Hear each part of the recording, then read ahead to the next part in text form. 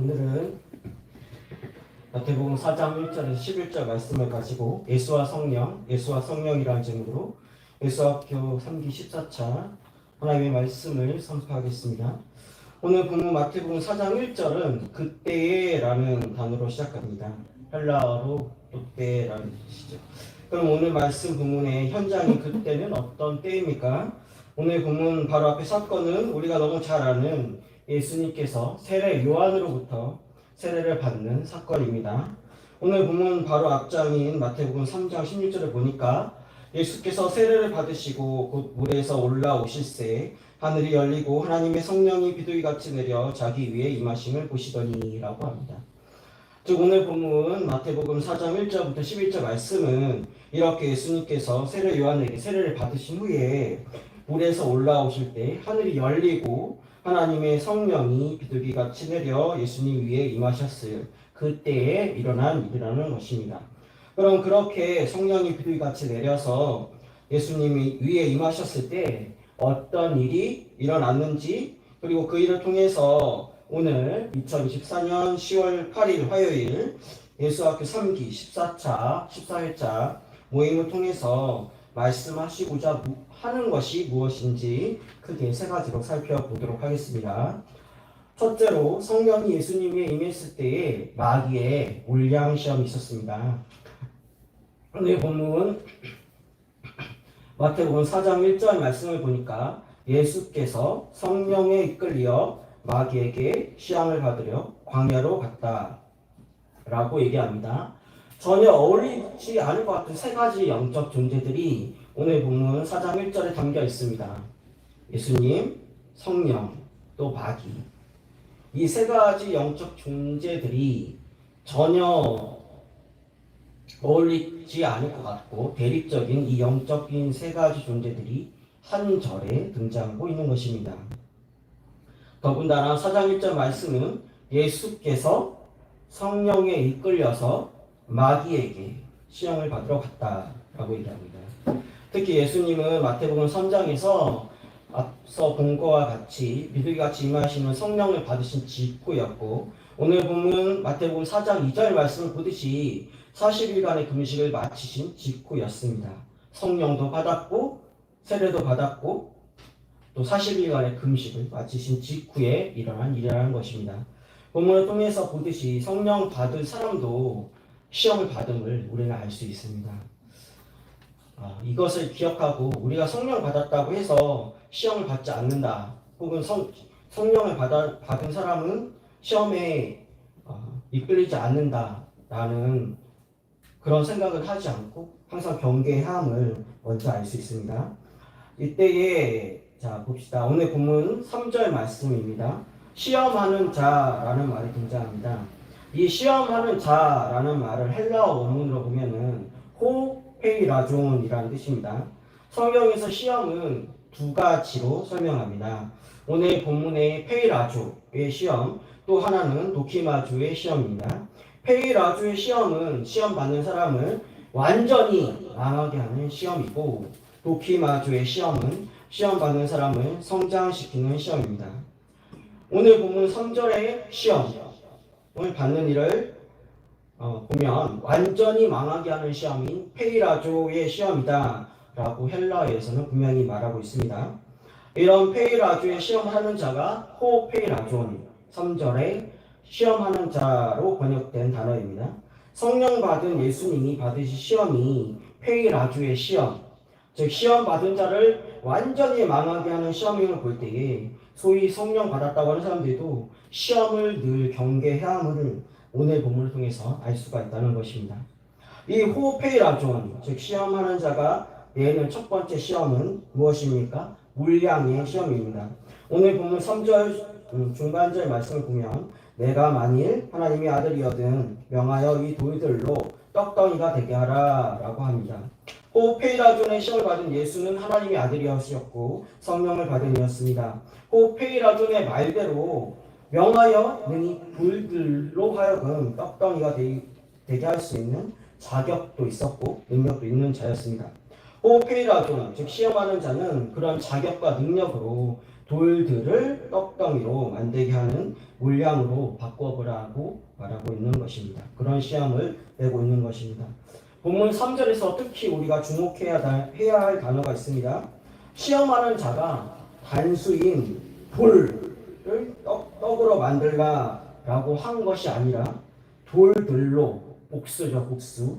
돌들로 떡덩이, 떡이 아니라 떡덩이, 큰 떡덩이를 만들어 보라고 했다는 것입니다. 우리가 사는 대한민국은 자본주의 체제입니다. 이 자본주의 체제의 단점은 무엇입니까? Winner takes it all. 아바라는 가수 아십니까? 스웨덴이네. 아바라는 가수, 내가 너무 오래됐나? 70년대 아바라는 가수가 이런 노래 했죠. Winner takes it all. 노래 있는데 한국적인 말로 하면 승자박식이라고 하죠. 승자가 홀로 다 먹는다. 라는 뜻이죠. 승자가 물량을 독식하는 자본주의 대한민국은 물량의 신이라고 할 수 있는 바알이 활동하기에 참 좋은 환경인 것 같습니다. 바알은 물량으로 시험하는 자입니다. 현재 대한민국을 지배하는 우상이 있다면 저는 바알이 대한민국을 참으로 지배하고 있다고 생각합니다. 심지어 이 바알은 세상뿐만 아니라 한국 교회도 지금 지배하고 있습니다. 얼마 전에 있었던 안창호 국가인권위원회 위원장 청문회를 보면 대한민국의 정치, 교육, 사법을 물량의 신인 바알이 지배하고 있다는 것을 알 수 있습니다. 물량의 신인 바알이 던지는 메시지는 무엇입니까? 바로 대량의 물량으로 모든 것을 창조하고 그 모든 것을 다스릴 수 있다는 물량 만능주의, 만능 물량설입니다. 안창호 국가인권위원회 위원장의 청문회를 보면 지금 대한민국은 철저하게 물량의 신인 바알의 창조와 부활의 신인 예수와 성령의 영적 전쟁터임을 알 수 있습니다. 철저하게 물량으로 승부해라. 대량의 물량으로 창조도 할 수 있고 부활도 할 수 있고 치유도 할 수 있다. 물량의 힘으로 수많은 길거리의 돌들로 떡덩이, 큰 떡덩이가 되기 위해서 유물론의 세계를 이루어라. 이것이 현재 바알이 대한민국에게 던지는 페이라주의 시험입니다. 유물론을 숭배하는 이들이 따랐던 이데올로기가 무엇입니까? 바로 사회주의와 공산주의입니다. 그들은 종교는 민족의 아편이다 라고 얘기했습니다. 여기서 말하는 종교가 바로 기독교입니다. 그래서 종교, 즉 기독교를 말살하고 유물론, 즉 대량의 물질이 지배하는 나라, 사회주의 지상 낙원을 이루자라고 했습니다. 그 망령의 결과가 과거의 소련이라는 나라였고 현재 우리 동포들이 있는 북한입니다. 그런데 2024년 현재 대한민국의 국회에서 이 망령이 나타났습니다. 심지어 신학대학교를 졸업한 전도사 출신 국회의원, 목사님 아들도 이 바알이 던지는 물량 공세, 또 유물론, 그 유물론으로 비롯된 진화론으로 창조주를 믿는, 창조주 야훼를 믿는 분을 공격했습니다. 사회주의 지상 낙원을 이루자라고 한 유물론자들이 민중의 아편인 기독교를 말살하고 과거의 소련의 그 망령을 세웠던 것처럼 그 망령의 모습을 2024년 대한민국 국회에서 보게 된 것입니다. 예수학교는 비혼 저출산 문제를 해결하고 다둥이 사역자를 섬기는 모임입니다. 현재 대한민국의 저출산 문제는 심지어 한국 교회마저 물량이 문제를 해결할 수 있다라는 바알의 유물론의 함정에 빠져서 결혼하고 출산하는데 물량과 물질이 절대적인데 그것이 없어서 결혼하지 못하고 혹간 결혼했어도 출산하지 못한다는 생각에 빠져있기 때문입니다. 한국교회도 철저하게 물량주의, 유물론, 또 그것에서 발전된 진화론의 은연중에 빠져있다는 것입니다. 이게 예수님은 어떻게 대답하십니까? 오늘 본문 4절 말씀에서 사람이 떡으로만 살 것이 아니요 하나님의 입으로부터 나오는 모든 말씀으로 살 것이니라 라고 말하고 있습니다. 물량의 유혹, 유물론의 유혹은 물량과 물질을 만드신 창조주 야훼의 입에서 나오는 말씀으로 이기는 것임을 오늘 성령 받으신 예수님은 증거하고 있습니다. 예수학교가 이런 창조주 야훼의 입에서 나오는 말씀의 능력으로 불량과 융혼의 함정에 빠져있는 한국교회가 시험에서 승리하는 출발점이 되기를 축원합니다. 둘째로 성령이 예수님 위에 임했을 때에 마귀의 금전 시험이 있었습니다. 오늘 본문 5절 말씀을 보겠습니다. 마귀가 예수를 거룩한 성으로 데려다가 성전 꼭대기에 세웠다라고 하고 있습니다. 지금까지 시험하는 자라고 디아볼로스입니다. 그 뜻은 본래 중상모략하는 자, 살인자라는 뜻입니다. 이 디아볼로스는 요한복음 8장 44절에서는 살인자와 거짓말쟁이, 데살로니가 3장 5절에서는 시험하는 자, 요한계시록 20장 10절에서는 미혹하는 자, 요한복음 12장 31절에서는 세상 임금, 예배소서 2장 2절에서는 공중권세 잡은 자라고 부르고 있습니다. 본문 5절의 거룩한 성은 어디입니까? 예루살렘을 뜻합니다. 5절 성전 꼭대기에서 꼭대기는 헬라어로 프테리기온이라는 단어인데 작은 날개라는 뜻도 가지고 있습니다. 왜 우리가 그 건물의 끝단을 건물의 날개다 이렇게 표현하지 않습니까? 그런 개념으로 보시면 됩니다. 예수님의 시대에는 헤롯 궁전 남쪽 망대를 작은 날개라고 불렀다고 합니다. 유대 역사가였던 요세푸스에 의하면 이 헤롯 궁전의 남쪽 망대는 성적 외곽 건물에 있었고 골짜기의 바닥에서 그 꼭대기를 보면 현기증이 날 정도로 높았다라고 기록하고 있습니다. 이 꼭대기는 약 해발 750m 고지라고 합니다. 오늘날에도 소위 뷰를 중요하게 여기는 풍조가 있습니다. 특히 오늘 이 시간에는 교회 다니는 여자에 대해서 한번 얘기해 보고 싶습니다. 여러분 유튜브 보면 교회에 노처녀들이 되게 많다 라는 말 되게 많이 합니다. 네. 오늘 노총각도 많은데 이제 노총각은 약간 이제 제쳐두고 노처녀들의 생각을 한번 오늘 본문을 가지고 얘기해 보고자 합니다. 네, 교회 다니는 여자들이나 또 세상의 여자들이나 한강뷰를 좋아한다고 합니다. 한강뷰를 제시해 줄 수 있는 남자를 좋아한다고 합니다. 또 좋은 뷰가 좋은 시간을 만든다라는 생각을 교회 다니는 여자들이나 또 그렇지 않은 여자들이나 다 하고 있습니다. 이런 좋은 뷰는 맨 위에서 맨 아래를 내려다보는 뷰, 즉 금전의 힘으로 수도 안에 그러니까 세상의 중심이 되는 도시 안에서 그 도시의 맨 꼭대기 층을 사서 맨 아래를 내려다보라. 그 뷰는 그렇게 그 뷰를 보면 내가 세상을 지배하고 있다고 느끼게 될 것이다. 라고 마귀가 중상모략하면서 세상 임금이 되라고 합니다. 아마 이 꼭대기 층을 펜트하우스라고 하나요? 맞죠? 네, 그런 것 같습니다. 성경에서 이런 금전은 단순히 돈을 의미하는 것이 아니라 배금 사상, 즉 금전을 신으로 만들어 숭배하는 맘몬 우상을 말하고 있습니다. 맘몬이 주는 금전의 힘으로 종교계의 메인 성의 꼭대기에서 맨 아래를 내려다보라. 그런 뷰를 사라. 이것이 현재 대한민국 교회에게 마귀가 던지는 시험입니다. 이런 뷰를 중요시 여기는 맘몬의 말은 각종 인스타그램, 페이스북, 유튜브에 중독되어서 일단 뷰가 좋은 이성을 찾습니다. 보기에 좋은 남자를 찾고 보기에 좋은 여자를 찾습니다.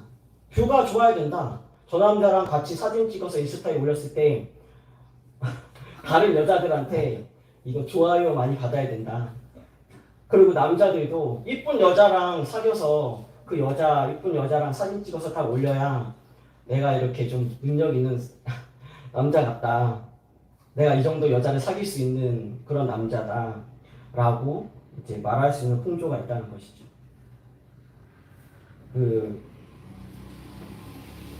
제가 갑자기 신학자 이름 생각이 안 나는데, 매체는 메시지다라는 그런 말이 있습니다. 그러니까 미디어가 메시지다라는 말이 있습니다. 제가 신학교 다닐 때 그래서 복음을 전할 수 있는 매체를 개발을 해야 된다라고 했는데 그렇게 제가 신학교 다닐 때는 그 매체 개발에 좀 열중하다가 이제 교회도 세상처럼 똑같이 페이스북, 인스타, 유튜브 이런 매체를 빌려서 복음을 전하고 있어요. 그래서 매체의 그 한계에 갇히다 보니까 복음도 그 매체의 트렌드에 따라갈 수밖에 없죠. 유튜브가 우리가 이제 그 유튜브를 보면 무엇으로 크게 이루어져 있냐면 영상과 음성으로 이루어졌죠. 그래서 오디오와 비디오. 그러니까 오디오와 비디오가 좋은 사람 그런 목회자나 교회가 그 매체에서 돋보일 수밖에 없다는 것이죠. 그래서 참 제가 요즘 생각하는 것은 그 저에게 신학교 다닐 때 매체는 메시지이기 때문에 복음을 잘 전달수가 할 수 있는 미디어 즉 매체를 개발하는 것도 여러분이 해야 될 미래 목회자로서의 사명이다라고 가르쳐주신 교수님이 계셨거든요. 그 교수님 말이 참 요즘 많이 생각이 나요. 정말 해안이 있으셨던 분이었다라는 생각이 듭니다. 자, 결혼하지 않고 결혼해도 저출산하는 교회 다니는 여자들이 많은 것은 교회 안에서마저도 이런 뷰 사상, 만몬 사상이 한국 교회가 지배당하고 있기 때문입니다. 사실 만몬이 주는 좋은 뷰는 가히 감탄할 만한 합니다. 금전의 힘으로 한강뷰를 사서 펜트하우스를 사서 그 펜트하우스에 정말 이렇게 여자 탤런트 뺨치는 여자 아이들 뺨치는 여자와 함께 몇 천만 원짜리 침대에서 탁 찍어서 인스타에 올린다. 엄청난 뭐랄까 프라이드를 느끼게 되죠. 유튜브에서 정말 이렇게 트림바제 특정 제가 아파트 그 강관은 아니지만 그런 특정 아파트 브랜드 아파트에서 포레 이런데 센트럴 이런 데서 반포 자이 이런 데서 맨 꼭대기층을 내가 살 수 있는 금전의 힘을 가졌다는 것을 가시하고 여자 연예인, 여자 아이돌, 남자 연예인 깜찍은 키 크고 잘생긴 이쁘고 잘 빠진 여자랑 찍은 사진을 인스타에 올리고 유튜브에서 올렸다. 얼마나 좋은 뷰입니까? 얼마나 금전의 힘을 느낄 수 있습니까? 만몬의 힘을 느낄 수 있는 것이죠. 그럼 이런 만몬의 마귀 시험을 우리 예수학교는 어떻게 이겨야 하겠습니까? 오늘 본문 7절 성령 받으신 예수님의 말씀으로 이겨야 할 것입니다. 아멘. 본문 7절 말씀입니다. 주 너의 하나님을 시험하지 말라. 성령 받으신 예수는 만몬과 뷰의 시험을 하나님을 시험하지 말라라는 말씀으로 이기라고 합니다. 만몬과 뷰의 시험은 보이는 것에 의지하는 것이고 또 들리는 것에 의지하는 것이고 보이지 않는 것을 불확실하여 믿지 못하게 하는 보이지 않는 것은 불확실하여서 믿을 수 없다라는 생각에 기초하고 있다는 것입니다. 그리하여 보이지 않는 야훼가 아니라 보이는 것으로 이런 불확실함, 불안감을 해소해라. 그런 것을 줄 수 있는 배우자랑 결혼해라. 그런 것을 줄 수 있는 불안감과 불확실함을 해소할 수 있는 배우자랑 결혼해서 출산해라. 라는 메시지를 던지고 있다는 것입니다. 그러나 내 눈에 지금 보이는 대로 죽지 않는 하나님을 시험하지 말라고 성령 받은 예수님께서는 신명기 6장 16절의 말씀을 가지고 말씀하고 있습니다. 혹시 화면에 신명기 6장 16절 말씀 나와요? 그럼 같이 한번 읽어보겠습니다. 너희가 마사에서 시험한 것 같이 너희 하나님 여호와를 시험하지 말고 너희 하나님 여호와께서 너희에게 명하신 명령과 증거와 규례를 삼가 지키며 여호와께서 보시기에 정직하고 선량한 일을 행하라. 그리하면 내가 복을 받고 그 땅에 들어가서 여호와께서 모든 대적을 내 앞에서 쫓아내시겠다고 내 조상들에게 맹세하신 아름다운 땅을 차지하리니 여호와의 말씀과 같으니라. 라고 합니다. 보이지 않아서 불확실하고 그래서 불안해서 결혼하지 않고 출산하지 않습니까? 신명기 6장 16장의 말씀처럼 야훼를 시험하지 말고 야훼께서 명하신 명령과 증거와 규례를 삼가 지키며 야훼께서 보시기에 정직하고 선량한 일을 행하면 됩니다. 그리하면 기록된 야훼의 약속대로 야훼가 믿음의 조상들에게 주시겠다고 맹세하신 대적들의 아름다운 땅을 지금 우리가 차지하게 될 것입니다. 예수학교는 지금 대적이 차지하고 있긴 하지만 우리가 야훼의 명령을 순종하면 야훼가 우리 믿음의 조상들에게 주시겠다고 맹세하신 아름다운 땅을 우리가 차지할 것이라고 명확하게 기록된 말씀대로 선포하는 그런 예수학교가 되기를 축원합니다. 대적을 쫓아내고 아름다운 땅을 차지하게 될 것입니다. 지금은 예수학교가 보이지 않아서 불확실하고 불안해서 그래서 결혼하지 말고 출산하지 말라는 만몬의 목소리에 한국교회도 이끌리고 있지만 그것을 능히 이기는 그런 만문의 힘을 능히 이기는 출발점이 예수학교가 될 것이다. 기록된 말씀대로 신명기 6장 16절의 말씀을 이루는 예수학교가 그 출발점을 이루게 될 것이다. 그렇게 선포하는 예수학교가 되기를 축원합니다. 아멘. 셋째로 성령 예수님 위에 임했을 때에 마귀의 이름 시험이 있었습니다. 이름 시험. 본문 8절에서 9절의 말씀을 보니까 마귀가 또 그를 데리고 지극히 높은 산으로 가서 천하 만국과 그 영광을 보여 이르되 만일 내게 엎드려 경배하면 이 모든 것을 내게 주리라 라고 말하고 있습니다. 본문 8절의 지극히 높은 산은 모세가 가나안 땅을 바라보았던 느보산입니다. 느보산에서 젖과 꿀이 흐르는 가나안 땅과 같은 천하 만국과 그 영광을 보여주며 마귀는 자기에게 경배하면 그 모든 것을 준다는 이름의 유혹을 본문과 마찬가지로 지금 한국교회에 던지고 있습니다. 특히 한국교회는 코로나 시대를 지나면서 유튜브 같은 매체 그 자체의 도전을 거세게 받고 있습니다. 유튜브가 허락하지 않으면 설교도 지워집니다. 유튜브가 허락하는 설교만 올라갈 수 있습니다. 유튜브가 좋아하는 교회, 유튜브가 좋아하는 목사님, 유튜브가 좋아하는 교를 가지고 유튜브가 좋아하는 목소리를 가진 목사님들, 그런 교회들이 지금 성장하고 영향력을 발휘하고 있다는 것은 부인할 수가 없습니다. 유튜브와 같은 매체는 구독자 수와 조회수에 영향을 받습니다. 구독자 수가 많고 조회수가 많으면 실버 버튼을 받고 골드 버튼을 받고 대형 유명 유튜브다라는 이름을 얻게 됩니다. 명성을 얻게 되는 것이죠. 이런 이름의 힘은 막강한 것이어서 내 이름만 돼도 내 이름 석자 부자만 돼도 사람들이 나에게 굴복했으면 좋겠다라는 이름 마귀의 유혹이 한국 사회와 특히 한국교회에 넘쳐납니다. 왜 대형교회 목회자를 꿈꿉니까? 내가 심호하고 내가 담임하는 교회 이름만 돼도 사람들이 나한테 저절로 굴복했으면 좋겠다. 내가 그런 대형교회의 담임 목회자야. 내가 땡땡땡 목사야. 담임 목사야. 라고 하면 그렇습니까? 그 이름만 듣고도 사람들이 나에게 영광을 주면 좋겠다. 그런 것이 너무 좋다. 라는 것을 은연중에 지금 목회자들도 바라고 있기 때문에 이름 마귀의 그 페이라주의 시험에 불복하고 있기 때문에 많은 신학생들과 목회자들도 대형 유튜브 채널을 가진 교회를 꿈꾸고 있다는 것입니다. 바벨탑 이야기가 있는 창세기 11장 4절 말씀을 보니까 또 말하되 자 성읍과 탑을 건설하여 그 탑 꼭대기를 하늘에 닿게 하여 우리 이름을 내고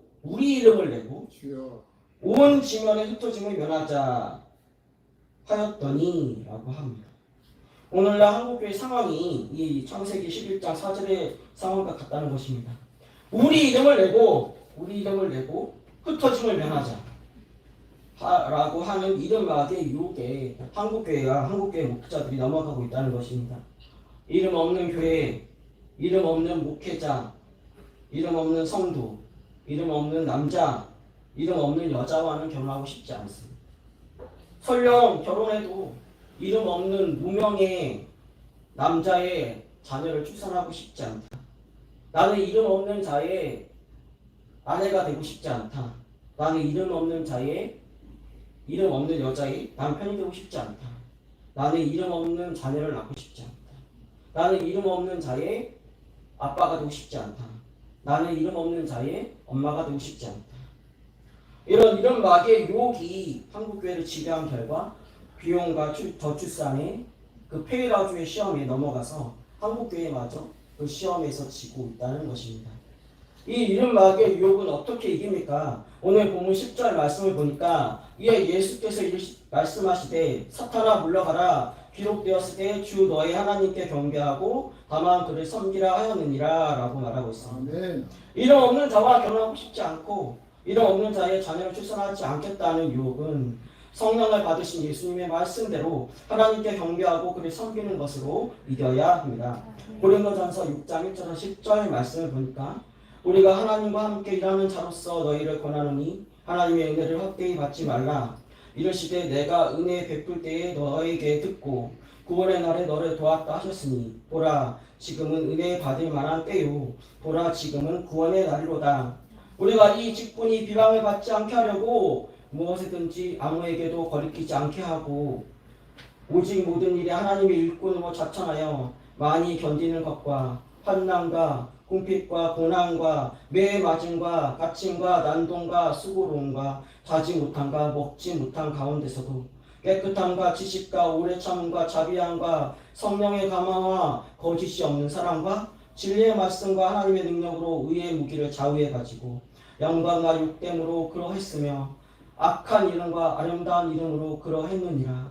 우리는 속이는 자 같으나 참되고 무명한 자 같으나 유명한 자요 죽은 자 같으나 보라 우리가 살아있고 징계를 받은 자 같으나 죽임을 당하지 아니하고 근심하는 자 같으나 항상 기뻐하고 가난한 자 같으나 많은 사람을 부유하게 하고 아무것도 없는 자 같으나 모든 것을 가진 자로다 라고 말하고 있습니다. 이 말씀대로 예수는 속이는 자 같으나 참되고 무명한 자 같으나 유명한 자고 죽은 자 같으나 살아있고 징계를 받는 자 같으나 죽임을 당하지 않고 있고 근심하는 자 같으나 항상 기뻐하고 가난한 자 같으나 많은 사람을 부유하게 하고 아무것도 없는 자 같으나 모든 것을 가진 자로 만드는 은혜와 구원의 능력으로 비혼 저출산의 문제를 극복하는 예수의 학교 성령의 학교가 될 것임을 축원합니다. 아멘. 말씀의 결론을 맺도록 하겠습니다. 화면에 나오나요? 네. 네. 글씨가 좀 작아서 그렇지만 같이 한번 읽어보겠습니다. 첫째로 예수와 학교는 성령 임한 예수가 받으신 위대한 시험을 창조자 야훼의 말씀으로 이기는 것을 선포하는 학교가 될 것입니다. 그리하여 비온 저출산의 문제를 이길 것입니다. 둘째로 예수 학교는 성령 임한 예수가 받으신 금전의 시험을 명확히 보이는 야훼의 명령을 순종함으로 이기는 것을 선포하는 학교가 될 것입니다. 예수 학교는 순종하는 자가 눈에 보이는 아름다운 땅을 차지할 것임을 선포합니다. 셋째로 예수 학교는 성령 임한 예수가 받으신 이름 없는 하나님을 경외하고 이김을 선포합니다. 예수 학교는 하나님을 경외하며 야훼의 은혜와 구원이 유명한 자를 유명한 자로 만들 것임을 선포합니다. 기도하겠습니다. 하나님 감사합니다. 한국교회와 특히 이곳에 모인 우리들 모두도 페이라주의 시험에 직면해 있습니다. 물량의 유혹을 이기기 힘들고 또 금전의 유혹을 이기기 힘들고 이름의 유혹을 이기기 힘듭니다. 주님, 오늘 우리가 주님께서 주신 말씀을 가지고 이 세 가지 유혹을 어떻게 이겨야 되는지 주님께서 말씀해 주셨습니다. 주님, 성령님한 예수께서 성령의 힘으로 금전과 물량과 또 이름의 유혹을 이기셨던 것처럼 우리 또한 예수와 같이 승리하길 원합니다.